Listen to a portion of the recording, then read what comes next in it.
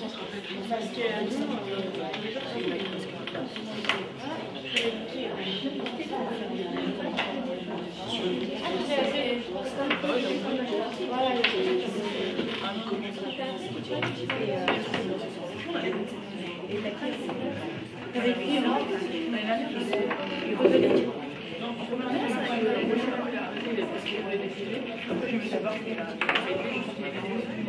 C'est donc maintenant la deuxième étape, c'est-à-dire commencer à calculer des probabilités. Alors, ce qu'il faut savoir, c'est que lorsque vous avez une courbe en cloche, comme celle-ci, on appelle ça une courbe de Gauss. Une courbe de Gauss. Il faut savoir que l'air, donc si je prends un repère comme ça, il faut savoir que l'air total sous la courbe, c'est toujours égal à combien? 1. Alors bien sûr, dans certains manuels de mathématiques, ou dans le formulaire de mathématiques, vous allez retrouver quelque chose qui ressemble à ça. Si cette courbe-là, elle a pour équation y égale f de x, eh bien l'air total sous la courbe, c'est écrit comme ça, intégrale,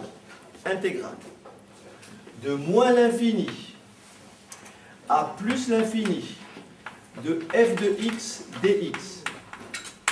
Et comme f est une densité de probabilité, vous êtes sûr que si vous calculez l'intégrale de, bien sûr, ce que j'ai écrit là-bas, de f de x dx de moins l'infini à plus l'infini, vous trouverez combien? Toujours 1. C'est-à-dire que l'air total sous la courbe est égal à 1. Alors cette courbe-là, elle a une deuxième particularité, comme on l'a souligné tout à l'heure pour l'histogramme. Quelle est la particularité de cette courbe? Elle représente 100%. Oui, mais elle a une particularité, sa forme fait qu'elle elle est symétrique. Regardez bien, si je trace ici, là, on a dit que cette valeur-là, c'est petit m. Eh bien, vous êtes sûr que la courbe est parfaitement symétrique par rapport à quelle droite? Par rapport à la droite d'équation x égale m. Ayant dit ceci, je pense que vous allez pouvoir répondre à cette première question. Si je vous dis, quel serait, d'après le schéma qui est là, hein, j'ai dit que l'air total sur la courbe c'est combien? 1. J'ai dit que cette courbe-là est parfaitement symétrique par rapport à la droite d'équation x égale m. Sachant que l'intégrale mesure une r. Qu'est-ce qui peut répondre à cette question-là? Quelle est la probabilité que x soit plus petit ou égal à petit m? Combien? 0,5. Pourquoi? Parce que m est là. Je sais que l'air à gauche de m va représenter combien? La moitié de l'air total. Est-ce que c'est clair? Quand vous avez une loi normale, de paramètres m écart type, vous êtes sûr que la probabilité que x soit plus petit que m, ça fera combien? 0,5. Et forcément, p de x plus grand que m, ça fera combien? Aussi 0,5. Égale 0,5. Ça veut dire que si on vous dit, dans une entreprise, les salaires sont distribués normalement, dans une entreprise, les salaires sont distribués normalement.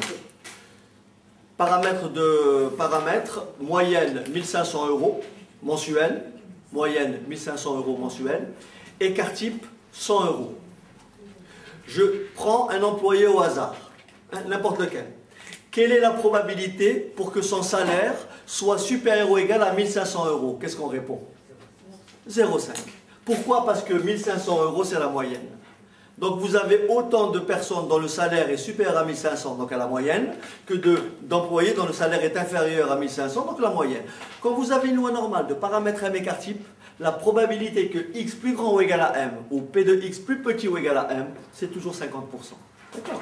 Pourquoi? Parce que la courbe est parfaitement symétrique par rapport à quelle droite? Par rapport à la droite d'équation x égale m. Est-ce que c'est bon? Ok. Maintenant, le problème c'est que pour calculer une probabilité selon le principe précédent, à chaque fois qu'on a un écart type, à chaque fois qu'on a une moyenne, il faut calculer l'intégrale. Donc c'est pas pratique, c'est la raison pour laquelle on va effectivement effectuer un changement de variable. on va apprendre à passer par la loi normale centrée réduite. Alors, ce qu'il faut retenir, c'est ceci. Si une variable aléatoire x, si x suit la loi normale de paramètres m écart type, alors, t suit la loi normale de paramètre 0,1. La loi normale de paramètre 0,1 s'appelle loi normale centrée réduite. Avec grand T égale grand X moins M sur écart type. On fera référence à ce changement de variable tout à l'heure dans des exemples numériques. Mais pour le moment, pour la demi-heure qui suit, ou même les 20 minutes qui suivent, on va essayer de manipuler, de travailler avec la table. Alors, qu'est-ce que c'est une loi normale centrée réduite? Cette fois-ci, la moyenne, c'est 0. L'écart type, c'est combien? 1. Ce qui veut dire que si vous représentez graphiquement cette fonction-là, elle a une particularité, laquelle? C'est que cette fois-ci, elle est parfaitement symétrique par rapport à quoi? À l'axe des ordonnées. Cette fois-ci, elle est centrée en 0. D'accord? Elle est centrée en 0. Autrement dit, le principe est le même. L'aire totale sous la courbe, c'est combien?